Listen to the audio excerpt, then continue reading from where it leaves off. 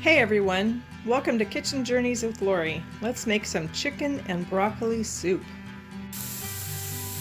I'm using my foodie because I like the saute function, and then I can just throw everything in my pot. You could also do this on a big pot on the stove and it'd be the same thing, but I just love the convenience of the foodie.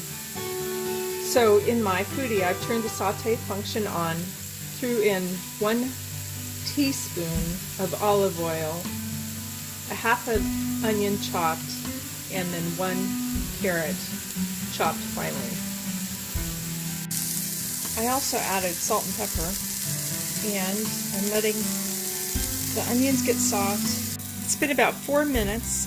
I've added 4 cloves of garlic that I've minced in there, and I'm going to wait until the garlic is fragrant. It should be about 30 seconds to a minute. As soon as I smelt the garlic, I put in my 5 cups of chicken stock, which I used water and better than bouillon from the chicken version of that. I love that stuff. It's so rich and flavorful. And then I also put in 2 teaspoons of Worcestershire. And that's going to come to a boil. I'm going to put in my 5 cups of broccoli and my 2 cups of shredded chicken. And then I've got a can of Great Northern beans. I'm gonna put that all in, and I'm gonna add salt and pepper and stir it up, and then I'm gonna let it simmer. I'm gonna put it on the slow cook function here. I also added 3 old bay leaves. Now I don't buy the new ones. I get the less expensive brand, so when it calls for 2, I usually throw in 3.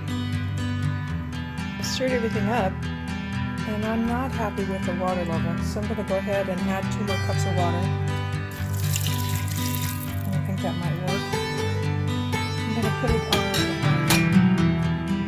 I'm going to put the lid down, put it on slow cook. You could also use a crock pot for this, and just let it slow cook for a while.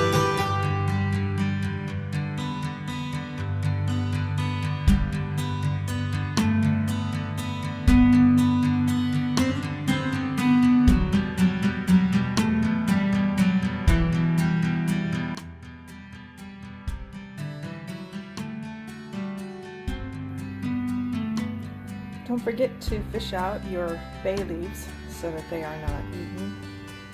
You may want to test it to make sure it's seasoned to your taste, salt and pepper.